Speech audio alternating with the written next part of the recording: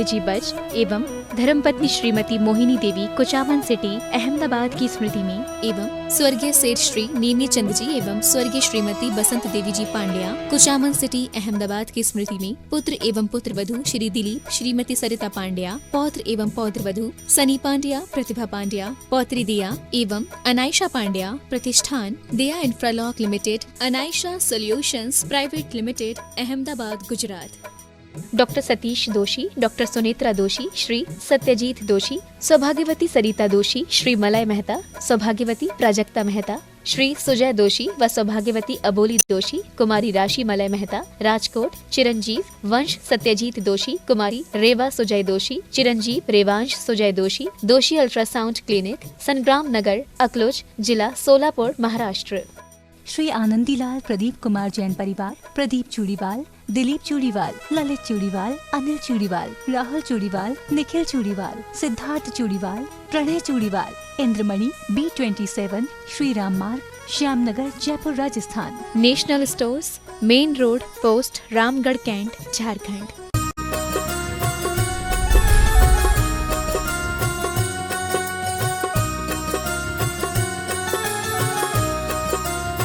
बोले देवादिदेव चिंतामणि पार्श्वनाथ भगवान की जय जय जय। बोले देवादिदेव श्री चंदा प्रभु भगवान की जय जय जय। बोले संत शिरोमणि गुरुआचार्य श्री विद्यासागर जी महाराज की जय जय जय। बोले शंका समाधान प्रणेता गुणायतन प्रवर्तक भावना योग प्रवर्तक परम पूज्य मुनिवर प्रमाण सागर जी महाराज की। बोले परम पूज्य मुनि श्री हरेश सागर जी महाराज की। तीर्थराज संबिशेखर की तलहटी में स्थित गुणायतन परिषद से गुणायतन परिवार, शिवायतन परिवार आपका हार्दिक अभिनंदन स्वागत करता है। और आइए चलते हैं आज का विशेष शंका समाधान का कार्यक्रम परम पूज्य मुनिवर के आशीर्वाद से हम और आप प्रारंभ करें। उसके पूर्व मैं आज के कार्यक्रम के संचालन के लिए आमंत्रित करूंगा हमारे इंदौर के भैया तरुण जी को। वे परम पूज्य मुनिवर के श्री चरणों में नमन करते हुए गुरु वंदना का सौभाग्य प्राप्त करें और आज के शंका समाधान के विशेष सत्र का संचालन करने का। सस्य श्यामला भूमि सुजल और सुफल के लिए प्रख्यात अनंत वंदनीय सिद्ध परमात्माओं का ये पूर्व तपस्या का प्रांत और भगवान पार्श्वनाथ और अतिशय मनोज्ञ चंद्रप्रभ भगवान की अतिशयकारी मोक्ष स्थली के इस समेश शिखर तलहटी के गुणात्मक गुणायतन की इस पवित्र धरा से हम और आप सब लोग आज परमात्मा के श्री चरणों की वंदना करते हैं। मैं निवेदन करूंगा कि समवेत स्वरों के साथ हम और आप सब लोग एक साथ परमात्मा के श्री चरणों की वंदना करते हैं जयकार के साथ। बोलिए अनंतानंत सिद्ध परमेश्वरी भगवान की। त्रिभुवन मोहिनी सप्त भय भंजक कैवल्य कमलाधिपति चंद्रप्रभ भगवान की। परम पूज्य अनंत आस्था के आयाम पंच महाव्रतों के संबल से समाज को संवारने वाले वीतरागी धुरंधर सिद्ध मूलाचार प्रसिद्ध समय सार आचार्य श्रेष्ठ भगवान गुरुवर श्री विद्यासागर जी महाराज की। शंका समाधान प्रवर्धक परम पूज्य मुनिवर श्री प्रमाण सागर जी महाराज की। परम पूज्य मुनिवर श्री अरह सागर जी महाराज की। वंदनीय मुनि संघ की। चलते हैं प्रथम पायदान पर मांगलिक क्रियाओं की दिव्य यात्रा को आगे बढ़ाते हैं। और आज सर्वप्रथम मैं दिव्य प्रज्वलन के लिए और चित्र अनावरण के लिए एक ऐसे व्यक्तित्व को यहां से आवाज लगा रहा हूं जो निश्चित बहुत कर्मठ है। मैं बहुत सम्मान के साथ श्रीमान अनिल कुमार जी जबलपुर शहपुरा और प्रकाश जी मोदी भाटापारा को यहां बहुत सम्मान के साथ आवाज लगा रहा हूं और साथ में गुरुदेव की वंदना करते हुए वे आज के चित्र अनावरण और दिप्रजन को करें। और उनके साथ गुणायतन के महामंत्री श्रीमान अशोक जी पांड्या, श्रीमती सुषमा जी पांड्या परिवार को भी बहुत सम्मान के साथ आवाज लगा रहा हूं कि वे भी निश्चित हमारे साथ संवेद स्वर के साथ इस दिप्रजन और चित्रानावरण की यात्रा को पूरा करें। मैं आवाज लगा रहा हूं श्रीमान सुभाष चंद्र जी जैन साहब, श्रीमान एनएल जैन साहब को भी कि इस दिव्य आयोजन में वे अपनी महती भूमिका के साथ हमारे इस आयोजन को पूरा करने में हमारा सहयोग करें। निश्चित एक ऐसे चित्र का अनावरण जो चेतना को हमारे बीच में पहुंचा रहे हैं, एक चारित्र का अनावरण जो हमारे जीवन में चारित्र का बीज बो रहे हैं, और एक ऐसा दीप प्रज्वलन जो हमारी अनंत आस्था को उस ज्ञान दीप के साथ प्रकट करने के लिए हमारे साथ हैं। देखिए, निश्चित चित्र का अनावरण हो रहा है और इस चित्र के अनावरण के साथ भावना है कि हमारी चेतना भी इस चित्र के साथ अनावृत हो जाए। बोलिए आचार्य भगवान गुरुवर विद्यासागर जी महाराज की। एक ऐसा दीप जिसकी रोशनी में हम अपने अज्ञान को, अपने तम को भगा पाएंगे, ऐसा शंका समाधान के इस पवित्र वार्षिक आयोजन के 8वीं वर्षगांठ के दिव्य महोत्सव की इस दीप प्रज्वलन का निष्ठा के दीप के साथ हम आगे बढ़ रहे हैं। निश्चित एक बहुत महतीय विभूति भगवान गुरुवर श्री विद्यासागर जी के चित्र के समक्ष हम और आप दीप प्रज्वलन की निष्ठा को कर रहे हैं। और निश्चित एक ऐसा आयोजन जो हमारी चेतना को जोड़ने वाला है, एक ऐसा आयोजन जो हमारे सुषुप्त मन में चेतना भरने वाला है। एक ऐसा आयोजन के साथ हम और आप सब लोग आज के इस 8वें वर्ष में प्रवेश करने वाले प्रथम महामहोत्सव को, शंका समाधान की दिव्य यात्रा को आगे बढ़ा रहे हैं। और निश्चित आज न जाने कितने भव्य लोग अपने घर के चैनल के सामने बैठे हैं, अपने घर की टीवी के सामने बैठे हैं और इस आयोजन की उस विभूति को देखने की कोशिश कर रहे हैं जो हमारे भीतर के तमस को, हमारे भीतर के अंधकार को और हमारे भीतर की अपनी दुर्बलताओं को दूर करने का एक महत्वपूर्ण साधन बना है। निश्चित हमारे सभी आगंतुक अतिथियों ने और गुणायतन के सभी महत्वपूर्ण पदाधिकारियों ने इस दिव्य अनुष्ठान को पूरा किया। और हम अब यहाँ पर आवाज लगा रहे हैं श्रीमान अनिल कुमार जी जैन शाहपुरा जबलपुर को मैं आवाज लगा रहा हूं कि वे आए और हमारा बहुमान स्वीकार करें। और श्रीमान अशोक जी पांड्या साहब आकर के महामंत्री गुणायतन परिवार, उनका सम्मान करने का यह दिव्य सौभाग्य प्राप्त करें। मान वंदना की यह यात्रा निश्चित बड़े आनंद के साथ हम और आप पूरी कर रहे हैं। इसी क्रम में आवाज लगा रहा हूं पारस चैनल के डायरेक्टर श्रीमान प्रकाश जी मोदी साहब भाटापारा जो हमारे बीच हैं, उनके साथ उनके लघुनंदन लघु भ्राता को आवाज लगा रहा हूं कि वे भी आए और साथ में उन गुणायतन के कोषाध्यक्ष श्रीमान एनएल जैन साहब को आवाज लगा रहा हूं कि वो आएंगे और मान वंदना की इस दिव्य यात्रा को पूरा करने में हमारा सहयोग करेंगे। श्रीमान एनएल जैन साहब। इसी क्रम में आवाज लगा रहा हूं आज के पवित्र दिन जिन्होंने गुणायतन से जुड़ने का सौभाग्य प्राप्त किया है, श्रीमान रमेश चंद्र जी, दिनेश जी, दीपेश जी, जितेंद्र जी, सपना जी, श्वेता जी, रीना जी, गौरव जी, राजकुमार जी, आगम जी, अनुज जी, दर्श जी जैन परिवार सिलोर बूंदी राजस्थान से जो आज जिन्होंने यहाँ के संस्थापक सदस्य ट्रस्टी बनने का सौभाग्य प्राप्त किया है, निश्चित में पूरे परिवार को बड़े बहुमान के साथ आवाज लगा रहा हूं और उनका सम्मान करने के लिए श्रीमान सुभाष चंद्र जी जैन साहब को आवाज लगा रहा हूं। गुणायतन के सीईओ का जिनका सौभाग्य है उनको आवाज लगा रहा हूं कि वे आकर के उनकी मान वंदना करेंगे खूब आनंद के साथ।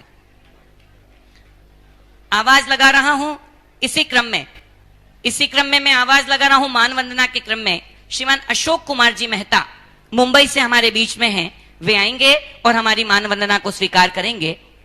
और उनके सम्मान करने के लिए मैं आवाज लगा रहा हूं गुणायतन के महामंत्री श्रीमान अशोक कुमार जी पांड्या साहब को। निश्चित एक बहुत महत्वपूर्ण आयोजन जो बहुत सारे जीवों के प्रयोजन का कारण है। हमारी चेतना का रूपांतरण हो सबसे बड़ा प्रयोजन इस आयोजन का है। और इस आयोजन के प्रथम चरण पर हम और आप सब आगे बढ़ते हैं और मैं श्रीमान अशोक कुमार जी पांड्या साहब जो महामंत्री होने का गौरव प्राप्त करते हैं इस गुणायतन के, मैं उनको आवाज लगा रहा हूं कि अपने पवित्र शब्दों से इस गुणायतन की दिव्य यात्रा को आगे बढ़ा करके हमारी चेतना को आगे बढ़ा करके आगे चलते हैं। मैं आवाज लगा रहा हूं श्रीमान अशोक कुमार जी पांड्या साहब। निश्चित एक ऐसा व्यक्तित्व जो गुणायतन के महामंत्री बनने का गौरव प्राप्त कर रहा है।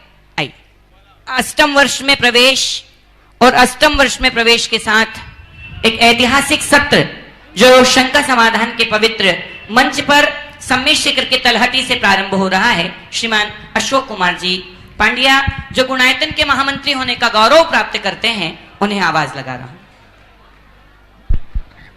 द्वय मुनि चरणों के मेरी सादर वंदना, सत नमन। अभी अभी आदरणीय ब्रह्मचारी तरुण जी ने एक बात कही कि आज का दिन पूरे गुणायतन परिवार के लिए तो निश्चित ही बहुत ही अविस्मरणीय दिन है, एक ऐतिहासिक दिन है। आप जरूर जानना चाहेंगे और आज इस चैनल के माध्यम से जो देश और विदेश के हजारों हजार श्रोता सुन रहे हैं वो जानना चाहेंगे कि आज का दिन इतना ऐतिहासिक क्यों है। ऐसे तो गुणायतन की हर शाम सुबह से लेकर शाम निश्चित रोज ही ऐतिहासिक होती है, रोज ही नई योजनाएं, रोज नए सदस्य जुड़ते हैं, पर आज का दिन का ऐतिहासिक होना एक अलग अर्थ रखता है। उसका कारण मैं बताता हूं आपको। उसका कारण है कि आज ये शंका समाधान जिसके अंदर आप उपस्थित हैं और हजारों लाखों लोग जो देश और विदेश के अंदर इसको सुन रहे हैं, इस शंका समाधान ने आज के दिन 2014 यही 13 तारीख अगस्त की थी जब इसका शुभारंभ हुआ था। और उसके बाद मैं कहता हूं जब 2014 के अंदर ये शंका समाधान की पृष्ठभूमि बनी तो इसमें एक व्यक्ति को हम भूलेंगे तो शायद थोड़ी गलती भी रह जाएगी। जिस व्यक्ति ने इस प्रोग्राम की एक तरह से पृष्ठभूमि तैयार की और वो अभी वर्तमान में परम पूज्य मुनि श्री संघान सागर जी महाराज हैं, जो उस समय में परम आदरणीय रोहित भैया के नाम से जाने जाते थे। अभी वो हमारे परम पूज्य मुनिश्री हैं। जब मुनिश्री प्रमाण सागर जी ने एक चर्चा उनके समक्ष रखी, हम लोग भी बैठे हुए थे, मुनिश्री कही कि आज देश में और विदेश में जैन संस्कृति से जुड़े हुए अनेकानेक प्रश्न और अनेकानेक अन्य समस्याएं, चाहे वो कला से जुड़ी हो, चाहे विज्ञान से जुड़ी हो, चाहे दर्शन से जुड़ी हो, चाहे वो चिकित्सा के क्षेत्र से जुड़ी हो, चाहे वो खेलकूद की जगत से जुड़ी हो, चाहे आम जीवन के समस्याओं से जुड़ी हुई हो, इसका समाधान करने का कोई मंच नहीं है, कोई माध्यम नहीं है, कोई तरीका नहीं है। तो क्यों नहीं हम लोग कोई ऐसी तरकीब करें कि जिससे लोगों के मन में जो एक जिज्ञासा बनी रहती कि हम इन प्रश्नों का जवाब कहां ढूंढें, किन मंचों पे जाके ढूंढें। तो गुरुदेव की ये बात निकली और रोहित भैया उस समय जो थे उन्होंने तुरंत बात को पकड़ लिया और उन्होंने गुरुदेव के चरणों में इस शंका समाधान का एक स्वरूप प्रस्तुत किया कि गुरुदेव अगर इस तरह हम करें तो आपने जिस चीज की कल्पना की है कि हजारों की तादाद के लोगों के हृदय के अंदर प्रश्न छुपे रहते हैं और उनको कोई मंच नहीं मिल पाता है कि वो कहां जाकर के उन प्रश्नों का एक सरल, सटीक और सारगर्भित जवाब ढूंढ सकें। गुरुदेव को यह बात बहुत अच्छी लगी और गुरुदेव ने उसी क्षण इसके लिए आशीर्वाद दिया। इस तरह इस शंका समाधान की पृष्ठभूमि बनी और वो उस समय बनी और आज पिछले 7 वर्षों से लगातार इसकी लोकप्रियता इतनी ज्यादा बढ़ी हुई कि मैं आपको क्या बताऊं। मैं भी बहुत भ्रमण करता हूं देश और विदेश में, जब भी जैनतर से भी मिलता हूं तो वो एक ही प्रश्न पूछते हैं, यार अशोक जी आपके गुरुदेव के क्या लगा हुआ है, क्या सेटिंग करते हैं, क्या फिक्सिंग करते हैं, इतना जल्दी तो कंप्यूटर और गूगल भी जवाब नहीं दे पाता है, जबकि गूगल के पास तो वास्तव में इस तरह के जवाब है ही नहीं। क्या जवाब है इसका, प्रश्न पूरा होता नहीं है और गुरुदेव उसका जवाब तत्क्षण दे देते हैं। और ऐसा जवाब, ऐसा सटीक, संक्षिप्त और सारगर्भित जवाब कि मैं आपको क्या बताऊं। मैंने कहा ये तो गुरुदेव ही जाने या उनकी त्याग, तपस्या, उनका स्वाध्याय, उनका अध्ययन जाने। ये प्रश्न का जवाब देने के लिए मैं किसी रूप से भी सक्षम नहीं हूं। ये आप कभी गुरुदेव के चरणों में जाएं। तो मेरे कहने का मतलब क्या है, जो शंका समाधान की लोकप्रियता पूरे देश में और देश की सीमाओं के बाहर भी चली गई, और जो भी प्रश्न पूछता, मैंने जोड़े दिन, मैं अभी बैठा बैठा दिन जोड़ रहा था। 7 वर्ष में कितने दिन होते? एक वर्ष में 365 दिन, और 365 दिन को जब मैंने गुना किया 7 से, तो मुझे लगा ये लगभग 2550 या 2600 के लगभग ये संख्या आती है। मैंने उसको एक औसतन प्रश्नों के जवाब के अंदर गुना किया कि कितने प्रश्न पूछे गए होंगे इन 7 वर्षों के दौरान, तो मुझे लगा कि लगभग 50 से 55 हजार प्रश्न ऑलरेडी हमारे पास रजिस्टर्ड हैं, जिनकी हमारे पास प्रामाणिकता है। और ऑफलाइन कितने पूछे गए हैं उनकी तो जानकारी मेरे पास नहीं है। अभी कुछ ही दिन पहले, 2-3 दिन पहले, आदरणीय भैया जी अभय कुमार जी ने बता रहे थे मेरे को कि ऑफलाइन कितने प्रश्न पूछे गए जिनकी कोई गिनती नहीं है। तो सोचिए, इतने हजारों की तादाद में प्रश्न पूछे गए, और मैं समझता हूं जितने भी प्रश्नकर्ता थे किसी को भी असंतुष्ट नहीं होना पड़ा। वो पूछा और पूछने के बाद उसकी जिज्ञासा वहीं समाप्त हो गई, वो संतुष्ट होकर चला गया और दोबारा आने की मन में भावना लेके गए। ये देखिए, ये भावना इतनी प्रबल और इतना लोकप्रिय कार्यक्रम होता चला गया कि विदेशों से भी मांग आई। आज यूएस में हमारे हजारों जैन भाई मौजूद हैं, उन्होंने गुरुदेव को के चरणों में ये बात रखी कि हम इससे वंचित हैं, हमें भी इसका तो लाभ मिलना चाहिए। तो गुरुदेव ने कहा ठीक है, हम इसका आशीर्वाद आपको शीघ्र देंगे। आज देखिए, वेबिनार के जरिए यूएस में जितने भी हमारे जैन बंधु परिवार मौजूद हैं, उनको वेबिनार के जरिए गुरुदेव डायरेक्ट उसका देते हैं, सारा उद्बोधन देते हैं। इस तरह शंका समाधान अपनी लोकप्रियता के उत्कर्ष में है, चरम शीर्ष में है, और हम गुणायतन से चुके जुड़े हुए हैं। हम यही चाहते हैं कि यूं ही आगे बढ़ता रहे और हम इसी तरह अपने आप को गौरवान्वित महसूस करें। मैं इतनी बातें कर करके अपने गवारी को विराम देता हूं। गुरु चरणों में मेरी पुनः नमोस्तु नमोस्तु नमोस्तु। निश्चित हम और आप सब लोग पारस चैनल के माध्यम से, प्रामाणिक ऐप के माध्यम से जुड़े हैं। मैं हर व्यक्ति को दिल से धन्यवाद देता हूं और निश्चित हर व्यक्ति के उस अपनत्व के भाव को प्रणाम करता हूं जिससे हम और आप सब इतने वर्षों से इस शंका समाधान की दिव्य यात्रा को पूरा कर रहे हैं।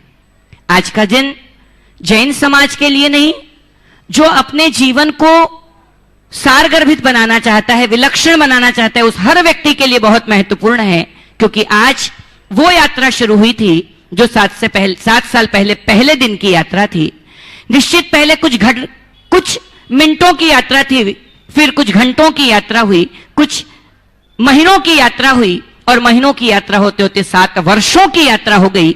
आइए हम और आप सब उन 7 वर्षों की दिव्य यात्रा को यहां पर देखने का प्रयास करते हैं, अपने चर्म चक्षुओं से उन मर्म के दृश्यों को देखते हैं जो इन 7 वर्षों में हमने पूरा किया है। हम बहुत बहुत शुक्रगुजार हैं, हार्दिक आभार अपने दिल की गहराइयों से पूज्य मुनि श्री प्रमाण सागर जी का मानते हैं, जिन्होंने इस तरह का एक अनूठा आयोजन हमारे लिए इस धराधाम पर रखा है। मैं चलता हूं और मेरे साथ आप भी चलिए उन 7 वर्षों की दिव्य यात्रा को करने के लिए। आइए हम और आप सब अपने चर्म चक्षुओं से उस मर्म की यात्रा को लेकर के चलते हैं।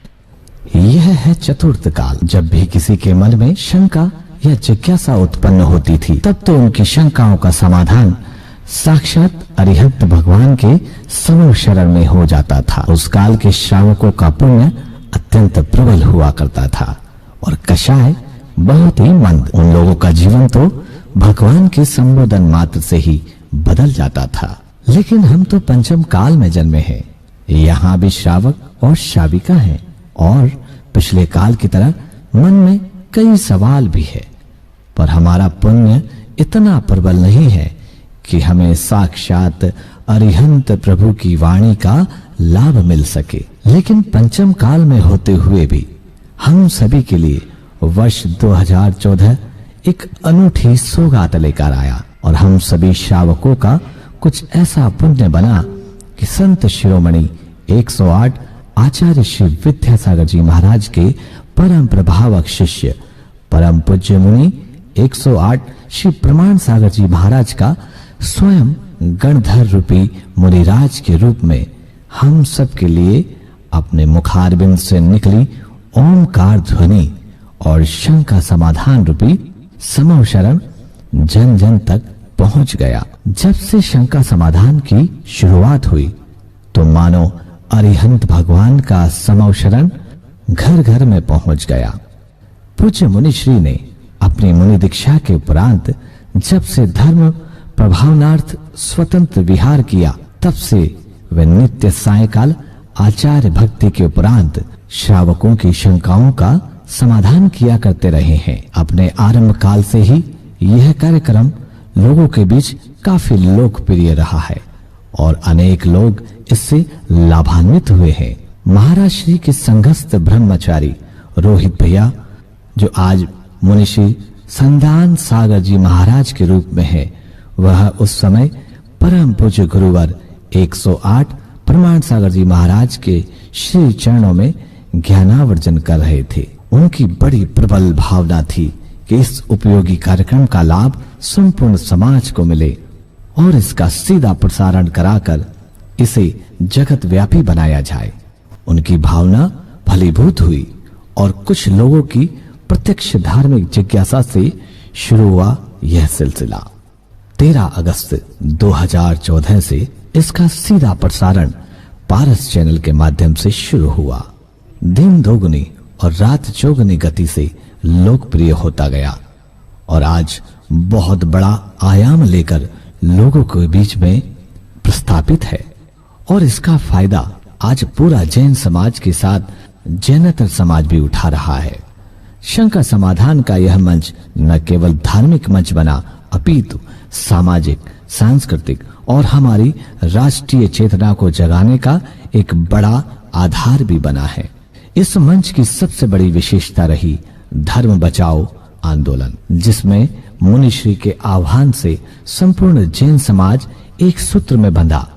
इस आंदोलन के साथ सैकड़ों अनेक महत्वपूर्ण और अत्यंत लोकप्रिय आंदोलनों को जन्म दिया है, जिनके बारे में हम आगे विस्तार से बताएंगे। भारत नहीं, भारत के बाहर से भी युवा वर्ग को लॉजिकल वे से जैन तत्व ज्ञान को बहुत ही सरल विधि से बताते हुए गुरुवर ने शंकाओं का समाधान किया है। कितने ही युवाओं के जीवन रूपी नाव की दिशा और दशा बिगड़ी हुई थी, उसको सही किनारे पर पहुंचाने में गुरुवर का उपदेश पतवार बनकर आया है। यह कार्यक्रम दिन ब दिन जैन समाज को उन्नति की सीढ़ी चढ़ने में मदद कर रहा है। इस मंच की उपयोगिता कोरोना काल में आई, जब लोग घर में बंद पड़े थे। इस भयावह वातावरण में भी लोगों को मानसिक हिम्मत देने का काम गुरुवर द्वारा हुआ है। आज इस कार्यक्रम को 7 साल पूरे होने जा रहे हैं। इस कार्यक्रम से समाज में अनेकों बदलाव आए, जिनके बारे में हम सभी विस्तार से बताएंगे। संपूर्ण जैन समाज पूज्य मुनिश्री प्रमाण सागर जी महाराज का इस अद्भुत कार्य के लिए रेडी रहेगा। यह चतुर्थ काल, जब भी एक ऐसी यात्रा जो कल शुरू हुई थी और कल से लेकर आज तक आने वाले कल का संज्ञान कर रही है। कल, आज और कल की यह दिव्य यात्रा को हमने अपने इन दिव्य चक्षुओं से देखने का प्रयास किया।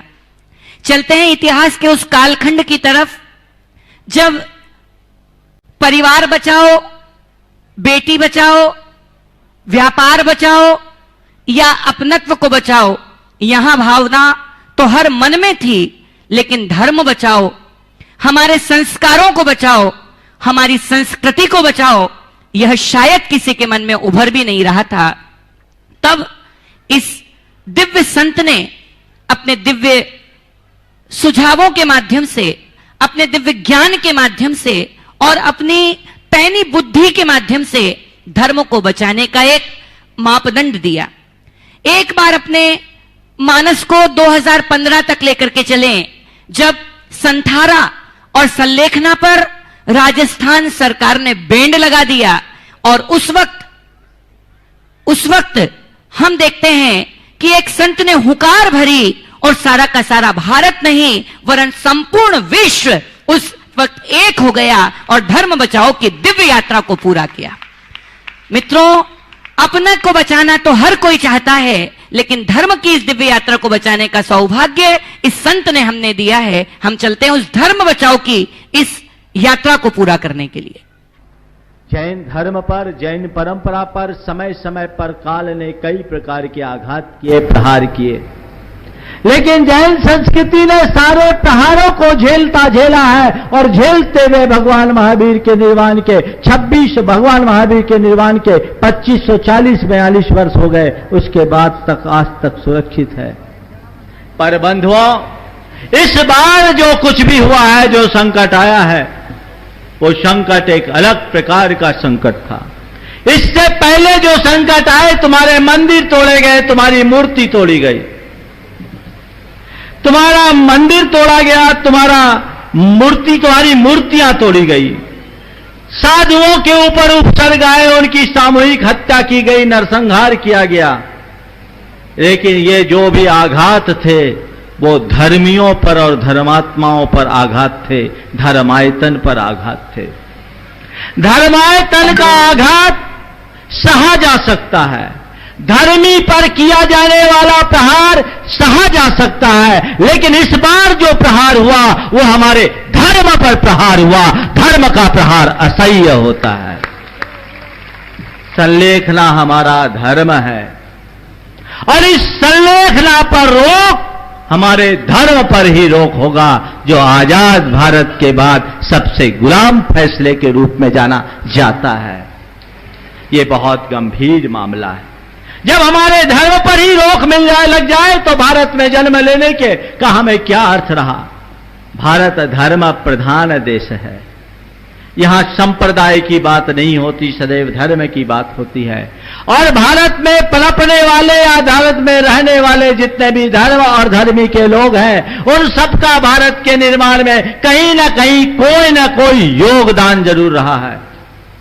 भारत का निर्माण धर्म से हुआ है, धर्मियों से हुआ है, और जब भारत में किसी भी धर्म के ऊपर आघात होगा तो जनता का उद्वेलन स्वाभाविक है। अभी मुझसे एक पत्रकार ने पूछा कि महाराज जी, जैन समाज इतनी उद्वेलित क्यों है भाई? तो मैंने कहा, भैया किसी के प्राणों पर संकट आ जाए और प्राण दबाए जाए और उसके मुख से चीख पुकार ना निकले, ये कैसे संभव है? ये जो उद्वेलन है ये जैनियों की वेदना है, उनके अंदर से निकलने वाली चीख है, क्योंकि जैन धर्म के प्राण पर हमला हुआ है। बंधुओं, इसके प्रति बहुत सजग होना चाहिए, सावधान होने की जरूरत है। ये पूरा का पूरा धर्म बचाओ आंदोलन के सूत्रपात का उद्देश्य किसी न्यायालय के विरुद्ध जाना नहीं है। इस धर्म बचाओ आंदोलन का उद्देश्य केवल एक ही रहा कि देश और दुनिया के लोग जान ले कि संलेखना संथारा क्या है। ये आत्महत्या नहीं है, इसे सती प्रथा जैसी प्रथा से जोड़ना घोर अधर्म है। इसकी वास्तविकता को जन जन जाने और यह भी जनता के माध्यम से सारे दुनिया के शासक, प्रशासक, विधिवेत्ता, न्यायविद जान ले कि संलेखना संथारा का जैन धर्म में क्या स्थान है। यह कितना संवेदनशील मुद्दा है, कितना महत्वपूर्ण व्रत है, त्याग है, तपस्या है। इससे विरुद्ध अगर कोई भी निर्णय होता है तो इसका देश पर, समाज पर कैसा गंभीर असर पड़ता है।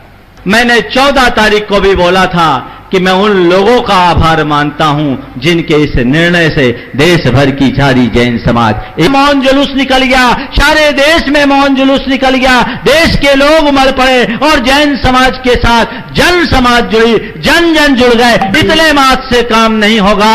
हमारे अभियान की सफलता और सार्थकता तो तब होगी जब हमारे ऊपर आए हुए इस संकट के बादल का निवारण होगा, इस बादल को छाटना होगा। इसके लिए हवा चलानी है, श्रद्धा की, निष्ठा की, संकल्प की तेज हवा चले, जिससे ये बादल छटे, इस तरीके से छटे कि हमारे धर्म श्रद्धा का सूर्य युग युगांत तक अपना प्रकाश और प्रताप फैलाते रहे। ये प्रयास आपको करना है। आज की तारीख में ये संकल्प पूरे के पूरे जैन समाज को लेना है, जयपुर और जयपुर के साथ सारे देश के लोगों को, कि आज जैसी एकता का परिचय हमने दिया है, आने वाले समय में जब भी आवश्यकता होगी सब काम छोड़कर हम इसमें तन मन धन से जुटेंगे। सारे पंथ भेद को छोड़कर, सारी मान्यताओं को छोड़कर, संप्रदाय भेद को छोड़कर हमारी एक आवाज होगी। निश्चित मैं महाराज जी से निवेदन करूंगा कि महाराज जी आपके प्रकाश की वंदना करता हूं कि सही समय पर एक प्रकाश की किरण आपके पास आई और मैं उस प्रकाश की किरण का केंद्र ढूंढ रहा था कि वो केंद्र कहां है। मैं आपसे निवेदन करता हूं कि उस प्रकाश की वंदना के उस केंद्र को हमारे सामने रखें। नमोस्तु महाराज जी, नमोस्तु महाराज जी। देखिए, अभी आप लोग शंका समाधान के 7 वर्षों की यात्रा को देख रहे हैं। जैसा कि अभी आपको बताया गया कि शंका समाधान तो मुनि दीक्षा के बाद से, जब से हमारा पृथक विहार हुआ, पहला चातुर्मास पिंडरई में हुआ, शाम को आचार भक्ति के बाद लोग भजन भक्ति करते थे। मैंने कहा कुछ समय का सदुपयोग करो, प्रश्न कर लो, उत्तर दे देंगे, और उसके संचालन करते थे सुदर्शन भाई। 1989 तब से नियमित शंका समाधान चलता रहा। लोगों को अच्छा लगता था, लोग पर्चियां देते थे, मैं उत्तर देता था। ब्रह्मचारी रोहित हमेशा इस बात के लिए लगे रहते थे कि महाराज जी इस कार्यक्रम का लाइव प्रसारण होना चाहिए, लाइव प्रसारण होना चाहिए। मैं उन्हें टालता रहा, लेकिन सन 2014 में प्रकाश जी कहां से आ गए और कैसे दोनों ने आपसी साठगांठ कर ली, मुझे तो तब पता लगा जब मेरे सामने पारस चैनल का कैमरा लगा मिला।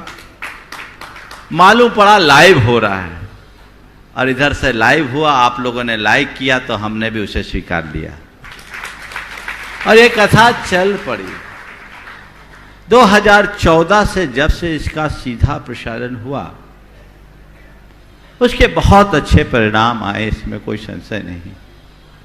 लेकिन धर्म बचाओ आंदोलन की सफलता ने जैन समाज के लिए एक बहुत बड़ी उपलब्धि प्रदान की। मुझे नहीं मालूम कि आंदोलन का सूत्रपात्र कैसे हुआ, पर मुझे तो ऐसा लगता है भविष्य में कुछ अच्छा होना होता है तो उसे गुरुओं को पहले से ही पता लग जाता है। हम लोगों की मानसिकता पूर्वांचल में जाने की थी, गुवाहाटी की तरफ जाने की थी, सबकी चर्चा भी यही थी और लगभग सब तरफ हवा भी ऐसी थी। लेकिन गुरुदेव का सीधे आदेश आया जयपुर जाना। रास्ते में भी हम लोगों ने सोचा भी जयपुर दूर है, इतनी गर्मी है, कोई और दूसरा विकल्प। रास्ते भर के लोग बहुत अनुरोध कर रहे थे। इलाहाबाद से ही आगरा, फिरोजाबाद, दिल्ली, अलवर और न जाने कहां कहां के लोग, बीच के छोटे जगह के लोगों की तो गिनती नहीं। गुरुदेव का एक ही कहना था जयपुर ही। जयपुर चले गए। 25 जुलाई को हमारा जयपुर में प्रवेश हुआ और 28-29 जुलाई को हमारी चातुर्मास कलश की स्थापना हुई। 12 अगस्त 13 अगस्त को, शायद 12 अगस्त या 13 अगस्त को जयपुर उच्च न्यायालय का फैसला आया। वो फैसला पढ़कर मैं हिल गया। मुझे लगा कि तो बड़ा अनर्थ है, ऐसा होगा तो हमारी सारा धर्म ही चौपट हो जाएगा, ये तो हमारा प्राण है। मेरे अंदर की वो वेदना इस शंका समाधान के मंच से प्रकट हुई और मेरे मुख से निकला, हमें धर्म बचाओ आंदोलन करना चाहिए। जयपुर के लोग आगे आए, जयपुर से आह्वान शुरू हुआ और पूरे देश में फैल गया। 14 अगस्त को आह्वान किया गया और 24 अगस्त को उसका आपने परिणाम देख लिया, पूरे देश ने देखा। एक बहुत बड़ी उपलब्धि। मेरे मानस में ऐसा कुछ नहीं था, लेकिन ये निमित्त बना और मैं इसे गुरुदेव के आशीर्वाद के रूप में देखता हूँ। मुझे लगता है कि शायद इसी निमित्त से गुरुदेव ने हमें जयपुर की ओर भेजा था, और जब ये काम हुआ तो मुझे लगा इस शंका समाधान के कार्यक्रम की सबसे बड़ी ये उपलब्धि है। इससे हमारी समाज में जो हमारी संस्कृति के ऊपर एक प्रश्न चिन्ह खड़ा हुआ था, शंका उपस्थित हुई थी, उसका समाधान मिल गया। हमने भगवान महावीर को नहीं देखा, लेकिन निश्चित मोक्ष भवन की सीढ़ियां जिनके पदार्पण से पवित्र हो रही हैं, ऐसे एक आचार्य भगवान को हमने अपने इन चर्म चक्षुओं से देखा है। निश्चित हमने वो दृश्य तो नहीं देखा जब एक नौजवान सुकुमार व्यक्ति ने अपने दिगंबरत्व को धारण किया था, संसार के बाने ताने को छोड़ा था, लेकिन हमने उस वीतराग की उस पदचाप को जरूर देखा है जिन्होंने 50 साल तक अपने पदचाप से इस संपूर्ण मानवता को धन्य किया है। वो स्वर्ण संयम महोत्सव एक ऐसे संत का जिन्होंने 50 साल तक पापों का त्याग करके जिया, ऐसे महान संत जिन्होंने 5 महाव्रत के संबल से समाज को संवारने का एक जरिया ढूंढा। आइए उस स्वर्ण संयम महोत्सव के उन दृश्यों से जुड़ते हैं जिन्होंने हमारे लिए, हमने सुना था कि बूंदे ले हर बोलों के मुंह, हमने सुनी कहानी है। हम तो इतना ही कहते हैं पूज्य मुनिश्री के साथ कि कर्नाटक के संत ने की दी, धन्य हमारी जवानी है। ऐसा प्रसंग है जिसके बारे में सुनते ही हमारे रोम गदगद हो जाते हैं। परम पूज्य गुरुदेव की दीक्षा, और वो भी दीक्षा ऐसी वैसी नहीं, स्वर्णिम दीक्षा जयंती, कोई छोटी मोटी घटना नहीं। हम सब अपने आप को बहुत भाग्यशाली समझते हैं कि हम एक ऐसे आचार्य के कार्यकाल में, ऐसे आचार्य के शासन काल में जन्मे हैं जिन्होंने अपने मुनि जीवन के शानदार 50 वर्षों से जिन शासन की गौरव और गरिमा को बढ़ाया, और इन 50 वर्षों में उन्होंने जो त्याग तपस्या की मिसाल प्रस्तुत की है, उसने उन्हें जैन धर्म की पर्याय बना दिया है। आज दुनिया में कहीं भी आचार्य विद्यासागर का नाम लेते ही जैन धर्म, और जैन धर्म की बात करते ही आचार्य विद्यासागर की चर्चा शुरू हो जाती है। ऐसे महान विभूति जिन्होंने इस कली काल में हम सबका मार्ग खोला, जो काल कभी आचार्य कुंद ने किया, कभी समंत भद्र ने किया, कभी पूज्यपाद ने किया, कभी वीरसेन और अकलंक जैसे महान महान आचार्यों ने किया। मैं समझता हूं इस कलयुग में आचार्य विद्यासागर ने जो कुछ किया वो उनसे कहीं कम नहीं है, उन्हें युग युगांतरों तक भुलाया नहीं जा सकता। बल्कि तो मैं ये मानता हूं कि उस काल में जो भी कार्य हुए वो ऐसे युग में हुए जब आज की तरह भौतिकता के संसाधन नहीं थे, पर आज गुरुदेव की साक्षी में जो कुछ हो रहा है वो तब हो रहा है जब आज की पीढ़ी को कदम कदम पर भटकने की संभावनाएं हैं। सब तरफ आकर्षण और चकाचौंध है जिससे व्यक्ति फिसल जाए, भटक जाए। ऐसी घड़ी में हम सबका हस्तावलंबन, हम सबको हस्तावलंबन देकर उन्होंने जो सहारा दिया उसे कभी भुलाया नहीं जा सकता, उसे कभी विस्मृत नहीं किया जा सकता। तो हमें उनके प्रति कृतज्ञता ज्ञापित करने का एक स्वर्णिम अवसर प्राप्त हुआ। ये तो हमारे गुरुदेव हैं जिन्हें इनसे आज तक कोई मतलब नहीं। हम लोग भी चाह करके भी नहीं कर पाए। आचार्य गुरुदेव के दीक्षा दिवस को मनाने की अंदर से एक ऐसी उमंग हम लोगों के मन में थी, मेरे नहीं, हमारे संघ के सभी साधुओं के हृदय में। लेकिन हमारे गुरुदेव का ऐसा आदेश आया कि हम लोगों को चुप होना पड़ा। वो इन सब चीजों से दूर, उनको इनसे मतलब नहीं। लेकिन अब मुझे मन में लगता है कि नहीं, गुरुदेव मना करे चाहे माने, हम उनको मनाएंगे और उनका दीक्षा दिवस मनाएंगे। उसमें कोई कोर कसर नहीं छोड़ेंगे। एक दिन मेरे मन में बेचैनी आई कि प्रमाण सागर ऐसी चुप रहेगा, मुंह देखता रहेगा तो क्या होगा, वो तो कुछ करने नहीं देंगे, पर तू दूर बैठा है, यदि इस बारे में डांट भी मिल जाए तो उसे आशीर्वाद मान करके स्वीकार कर लेना। तितली मोती के पंखों पर जब तक रंगों की बारात शेष है, फूलों के आंचल में जब तक खुशबू की सौगात शेष है, और जब तक षष्ठी के अधरों पर करुणा का पैगाम रहेगा, तब तक युग की हर धड़कन में विद्यासागर जी का नाम रहेगा। इन पवित्र भावनाओं के साथ उनके यशस्वी पुत्र जिन्होंने लाखों लोगों के जिंदगी के समीकरण बदले, परम पूज्य मुनि श्री प्रमाण सागर जी महाराज से निवेदन करूंगा कि उस 50 वर्ष के यात्री के चरणों में हम सब यात्रियों के पुण्य को परमार्जित करें। हम उनकी दृष्टि से राजस्थान पर भी पड़े, इसी भावना के साथ विनती करता हूं।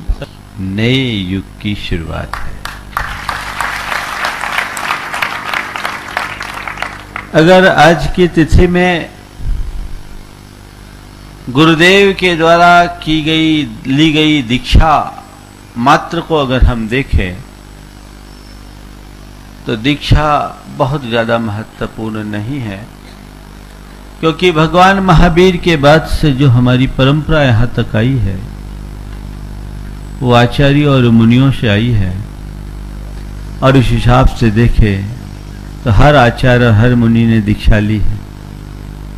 प्रतिदिन किसी न किसी का दीक्षा दिवस होगा।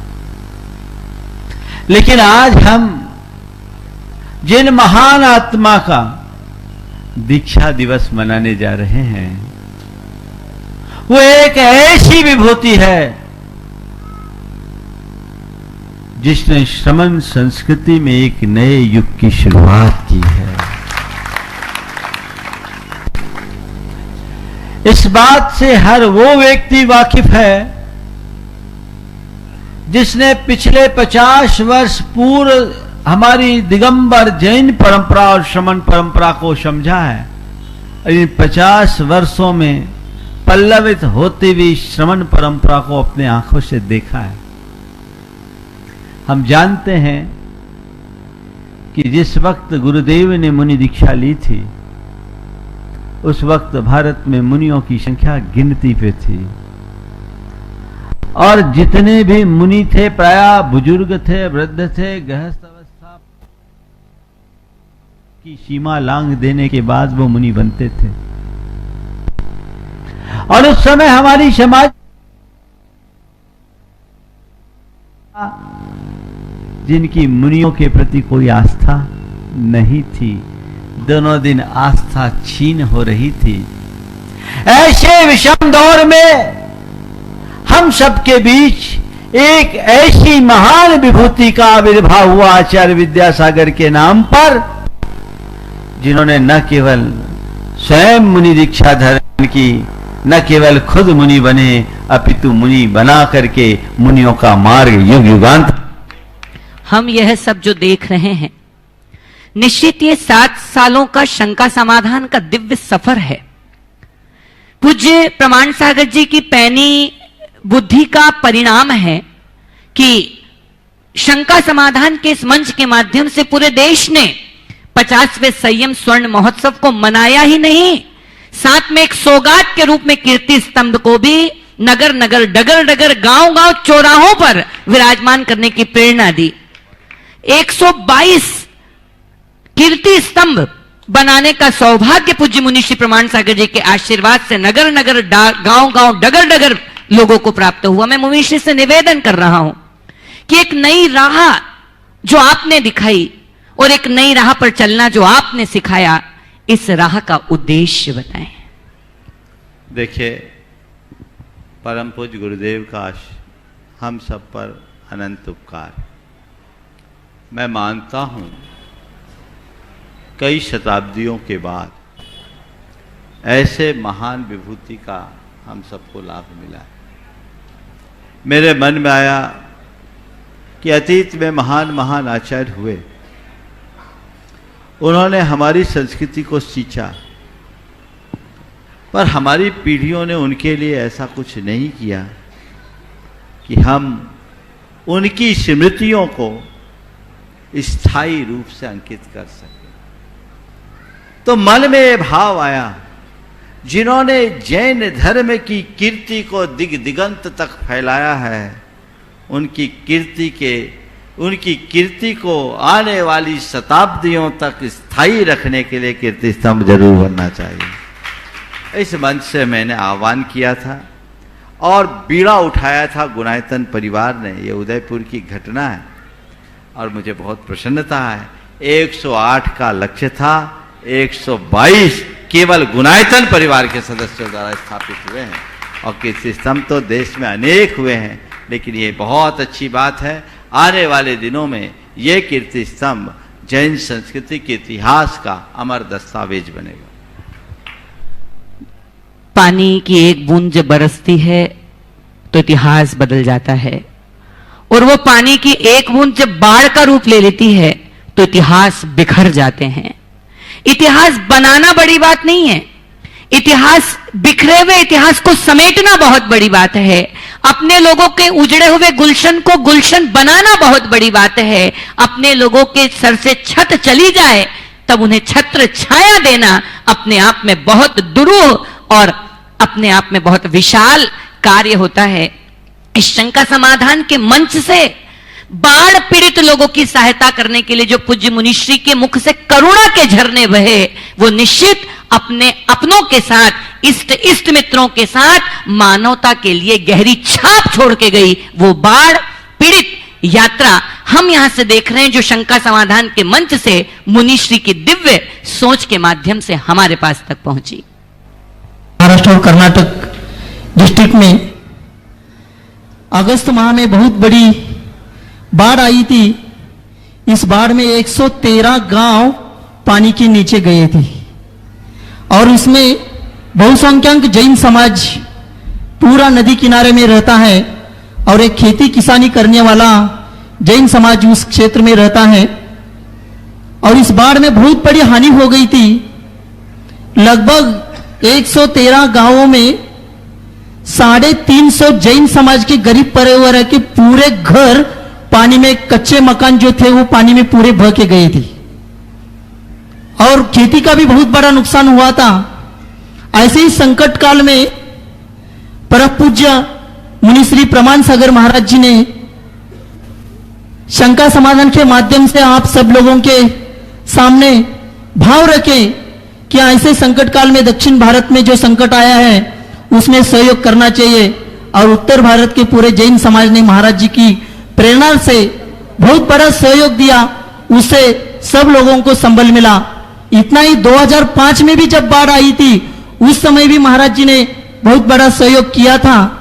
अभी हम लोग महाराज जी की प्रेरणा से 153 घर वहां बना रहे हैं। ऐसे जो गरीब परिवार है कि ये बाढ़ नहीं आती तो भी कभी उनके पक्के मकान नहीं बनते, उनके जीवन में कभी पक्के मकान नहीं बनते।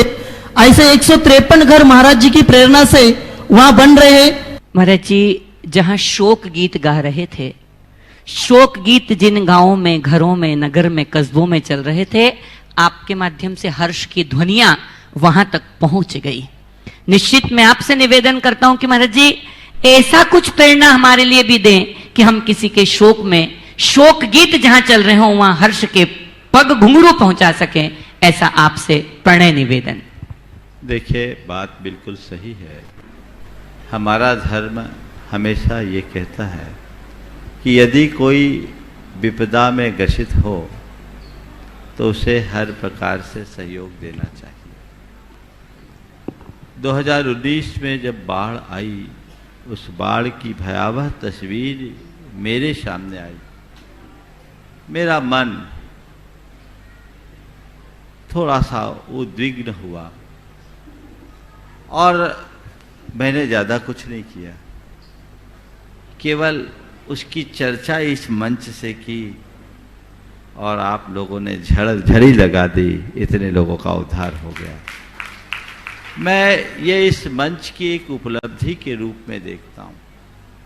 मुझे लगता है कि शंका समाधान का ये मंच, जहाँ हमारे धार्मिक जिज्ञासाओं का समाधान देता है, वहीं हमारे संवेदना को जगाकर हमारे सामाजिक कर्तव्यों और सांस्कृतिक मूल्यों का भी बोध कराता है। यह उसका सुपरिणाम है। चातुर्मास की अवधि में ही यह आह्वान किया गया और वहीं इसे पूरा दे भी दिया गया और आज वे लोग बहुत खुशहाल हैं। मैंने तो यही पाया है, जब भी जो भी बात आप सबके बीच रखा, आप लोगों का स्नेह और अनुराग, आपकी श्रद्धा और भावना ऐसी है कि आपने उसे बिना किसी विलंब के हाथों हाथ लिया है और उसे पूर्ण किया है। मैं इसमें अपना कुछ भी नहीं मानता, अपने आप को केवल निमित्त मात्र मानता हूँ। ये सब आपकी श्रद्धा, भक्ति, स्नेह, अनुराग का फल के रूप में देखता हूँ और मैं भावना रखता हूँ आपका यह अनुराग उत्तरोत्तर बढ़े रहे, बढ़ते रहे, ताकि आप अपनी भावनाओं को साकार कर सकें। निसंदेह मुनिश्री, आपका जीवन, आपका समग्र जीवन एक कांति का श्लोक है, मुक्ति का एक दिव्य छंद है। भगवान महावीर ने सूत्र दिया, जियो और जीने दो, लेकिन कैसे उसको जीवन में उतारना है, ये जीव दया की परिभाषा हमको आपके माध्यम से सीखने को, देखने को मिली। अहिंसा कैसे रचनात्मक सूत्र बन सकता है, कैसे मैं देख रहा था उस वक्त जब गो तस्करी चल रही थी, अवैध रूप से देश में गो तस्कर घूम रहे थे, और उस वक्त पूज्य मुनिश्री ने अहिंसा परमो धर्म की हुकार भरी और उन कटती बिकती गायों को बचाने के लिए मुहिम छेड़ी और जीव दया का मात्र उपदेश नहीं दिया, वरन जीव दया को पालन करने के लिए प्रेरणा पथ हमारे लिए दिया। हम उस जीव दया भी इस शंका समाधान के माध्यम से घर बैठे कर पाए, इसके लिए भी हमको शंका समाधान को धन्यवाद देना चाहिए। इसके पहले जब 2000 गोवंश हमने भारत की और पश्चिम बंगाल की सीमा से बचाया था, वह हमने अपनी गौशालाओं में शिफ्ट कर लिया था। उस दिन आपका प्रवेश सिद्धवरकूट में हुआ था, लेकिन इस बीच में एक बड़ा त्योहार मना।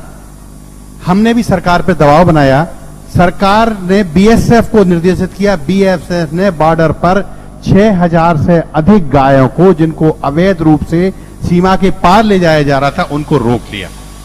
उन्होंने हमसे संपर्क किया, क्योंकि हम एक बार खर्च कर चुके थे, इसलिए हम थोड़े से 2 दिन मौन रहे, वो आप तक आ गए। निश्चित रूप से आज 27 जून का दिन सार्थक होना था। हम सबके लिए यह महत्वपूर्ण जवाबदारी मिलना थी। ये दिन ये तय करना था कि हमारी सीमाएं मध्य प्रदेश या जैनोत्तर जहां बसे हैं वहां नहीं है, हमारी सीमाएं वहां हैं जहां जीव दया की जरूरत है। बहुत बढ़िया। पहले लगभग 2000 गोवंश से ज्यादा का तो महासंघ की पहल पर संरक्षण हुआ, और लोग आकर के मुझसे कहे थे जो वहां सीमा पर काम कर रहे हैं कि उनके संरक्षण के लिए कुछ कार्य करना चाहिए, सरकारों का भी ध्यान उस पर आकर्षित होना चाहिए। हालांकि उसकी पहल कर दी गई। मैंने कहा था कि गुरुदेव के आशीर्वाद से देवोदय महासंघ इस कार्य को बखूबी अनेक वर्षों से कर रहा है, और समय समय पर इस मंच से भी देवोदय महासंघ के लिए प्रेरणा दी जाती है और लोग देते हैं। आज भी देश भर के लोग देवोदय महासंघ को अपना सहयोग देते हैं, जिससे लगभग 125 गौशालाओं में 1 लाख से अधिक गोवंश का संरक्षण हो रहा है। मैंने कहा था कि ये कार्य देवोदय महासंघ करते आ रहा है, देवोदय महासंघ के माध्यम से करे, और इस कार्यक्रम को ही वो अपना संदेश समझ ले।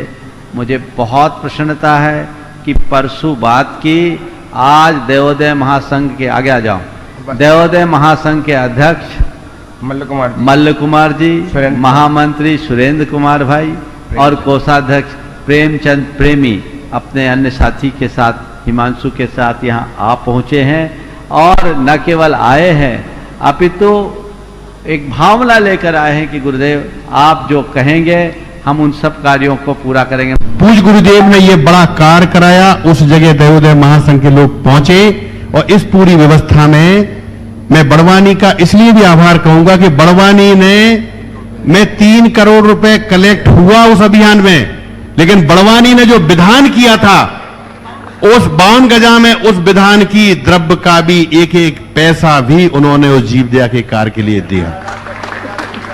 निश्चित अब मैं आपके पास तक पहुंच रहा हूं एक निवेदन के साथ, एक आत्मकथ्य के साथ, एक दर्द के साथ आपके सामने पहुंच रहा हूं, आपसे निवेदन कर रहा हूं, हाथ जोड़कर निवेदन कर सकता हूं कि हम बहुत मुट्ठी भर रह गए और मुट्ठी भर भी राई के दानों की तरफ बिखर रहे हैं। कोई पोढ़वाल, कोई खंडेरवाल, कोई ओसवाल, कोई परिवार के नाम से। लेकिन अब आवश्यकता है कि हम उन मुट्ठी भर होने के बाद भी एकता के सूत्र में बंध जाएं, पांचों उंगलियों की मुट्ठी बना लें और आने वाली जो 2021 की जनगणना होने वाली है उसमें मात्र और मात्र आपको जैन लिखना है। इस बात को स्वीकार कर लें। आप ही स्वीकार न करें, आप अपने साथ अपने इष्ट मित्रों को, लोगों को जन जागृति तक इस सूत्र का सूत्रपात करवा दें और इस जनगणना अभियान से जुड़ने का प्रयास करें। की बात कही थी और उसके लिए एक वेबसाइट तैयार किया गया है censusforjain.com। उस वेबसाइट से संबंधित एक पोस्टर यहां तैयार होकर के आया है, उसका आज विमोचन होना है। मैं आमंत्रित कर रहा हूं उस पोस्टर के विमोचन के लिए माननीय श्री चंद्रराज सिंघवी जी जयपुर और डॉक्टर केएम गंगवाल पुणे। आप आए और आज इस वेबसाइट जो बहुत ही उपयोगी चीज। जैन जनगणना की बात मेरे जेहन में क्यों आई, सबसे पहले तो मैं यहां से अपनी बात शुरू करता हूं और आगे तक की अपनी दृष्टि आप सबके बीच रखना चाहता हूं। बहुत वर्षों से जैन समाज की जनसंख्या को लेकर लोगों के मध्य में अनेक प्रकार की चर्चा होती थी। जब धर्म बचाओ अभियान चला, धर्म बचाओ आंदोलन, तो अखबारों के हिसाब से 1 करोड़ लोगों ने एक साथ मौन प्रदर्शन किया। तो मेरे मन में आया कि जब एक छोटे से आह्वान से जयपुर से आह्वान हुआ और पूरे देश भर में 1 करोड़ जैन लोग अपना मौन प्रदर्शन कर सकते हैं, तो इसका मतलब कहीं ना कहीं हम 1 करोड़ से ज्यादा तो है ही। फिर ये 44 लाख की बात फर्जी है। मेरे सब कॉन्शियस में ये बात उसी समय बैठ गई और लगा कि नहीं, समाज में हमें जागरूकता लानी है। उस समय 1 करोड़ लोग आए तो हमारे समाज के 20% ऐसे लोग वंचित रह गए होंगे जिनको धर्म, समाज और परंपरा से कोई लेना देना नहीं है, और 10% ऐसे भी होंगे जो वृद्ध होंगे, बाल होंगे, अशक्त होंगे। तो कम से कम 1.25 करोड़ से ऊपर। मैं पूज्य मुनीषी से निवेदन करूंगा कि महाराज जी, आपने तब आह्वान किया था, तब व्यक्ति जाग गया था, लेकिन आज का व्यक्ति इतना इतना इतना नींद का प्रेमी है, या कहें कि निद्रा देवी इतनी प्रसन्न है कि बार बार जगाना पड़ता है। आज फिर एक बार आप जगा दें। देखिए, जैन जनगणना जागरूकता अभियान का आह्वान हमने रतलाम में किया था और मुझे बहुत प्रसन्नता है। उस समय काफ़ी लोग उसमें बहुत सक्रिय हुए। उसमें सबसे पहले सुनील जैन, जो उस समय के महानिर्देशक थे सांख्यिकी विभाग के, वो बहुत सक्रियता से इसमें आए थे और बाद में इस अभियान को गति दिया गया और प्रदीप सिंह जी कासलीवाल को इसकी कमान सौंपी गई। काफ़ी काम हुआ। आप सबको बताऊं, इस क्रम में 40,000 मंदिरों के पूरे एड्रेस, पता सब रिकॉर्ड हो गए। दुर्भाग्य है कि आज प्रदीप सिंह जी नहीं रहे, लेकिन उसके कार्य को गति दी जा रही है। इस बात पर पूरी छानबीन करने के बाद एक बात समझ में आई कि हम लोग अपने स्तर पर कितनी भी बड़ी जनगणना कर ले, वो सरकार को मान्य नहीं होगी, और इसलिए अभी इस स्तर पर प्रयास करने से कोई मतलब नहीं है, क्योंकि वो बड़ा व्यय साध्य कार्य है। ये प्रयास हमारा होना चाहिए कि आगामी जनगणना में हमारी जागरूकता, और वो एक स्ट्रेटजी तय की गई थी कि हम अगस्त 2020 से अभियान की शुरुआत करें, ताकि फरवरी 2021 में होने वाली जनगणना में लोगों में जागरूकता आए और सही जनगणना हो सके। उस विषय में एक बात और आप सबसे कहूँगा, जैसा कि लोगों में एक भ्रमपूर्ण धारणा बनी हुई है कि हम नाम के आगे जैन लिखेंगे तो काम हो जाएगा। नहीं, नाम के आगे जैन लिखने ना लिखने से कोई फर्क नहीं पड़ना। आपको धर्म में कॉलम 6 लिखने में, आपका धर्म के कॉलम 6 में सही का निशान लगाओगे तब आप जैन माने जाओगे। आपने जैन भी लिख दिया पर कॉलम 1 में आपका चिन्ह लग गया, या आपने चिन्ह नहीं लगाया अगले ने लगा दिया, तो आप फिर जैन नहीं होगे, आप हिंदू में आ जाओगे। तो इसकी एक बहुत स्ट्रेटजी है, क्योंकि कोविड के कारण वो पूरी प्रक्रिया अभी रुकी हुई है। सबकी सलाह ऐसी है, जो विशेषज्ञों की टीम है, कि हम लोग जब ये जनगणना की शुरुआत हो उसके 4 महीने 5 महीने पहले से इस अभियान को गति दें, तो इसका परिणाम जरूर आएगा। मैं पारस चैनल के पदाधिकारियों से जरूर कहूँगा कि जब भी ये मौका आए, ये पहल पारस चैनल को और साथ ही जिनवानी चैनल को भी संदेश दे रहा हूँ, अपने स्तर पर करना चाहिए। और जितने भी हमारे सोशल मीडिया को संचालित करने वाले लोग हैं, उन्हें बहुत व्यापकता से गति देनी चाहिए। मैं समझता हूँ टेक्नोलॉजी के इस युग में अब ये ज़्यादा कठिन काम नहीं है, समय पर इसकी चर्चा होगी, इसलिए अभी उसे वो रूप नहीं दिया गया है।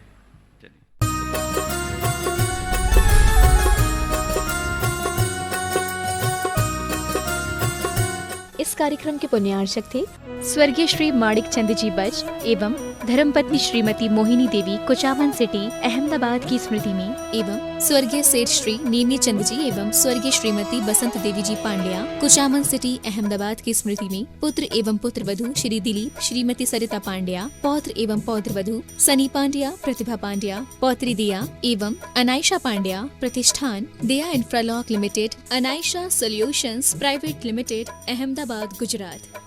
डॉक्टर सतीश दोषी, डॉक्टर सुनेत्रा दोषी, श्री सत्यजीत दोषी, सौभाग्यवती सरिता दोषी, श्री मलय मेहता, सौभाग्यवती प्राजक्ता मेहता, श्री सुजय दोषी व सौभाग्यवती अबोली दोषी, कुमारी राशि मलय मेहता, राजकोट, चिरंजीव वंश सत्यजीत दोषी, कुमारी रेवा सुजय दोषी, चिरंजीव रेवांश सुजय दोषी, दोषी अल्ट्रासाउंड क्लिनिक, संग्राम नगर, अकलोज, जिला सोलापुर, महाराष्ट्र। श्री आनंदीलाल प्रदीप कुमार जैन परिवार, Pradeep Chudiwal, Dilip Chudiwal, Lalit Chudiwal, Anil Chudiwal, Rahul Chudiwal, Nikhil Chudiwal, Siddharth Chudiwal, Pranay Chudiwal, Indramani, B27, Shri Ram Marg, Shyamnagar, Jaipur, Rajasthan. National stores, main road, post Ramgarh cantt, Jharkhand.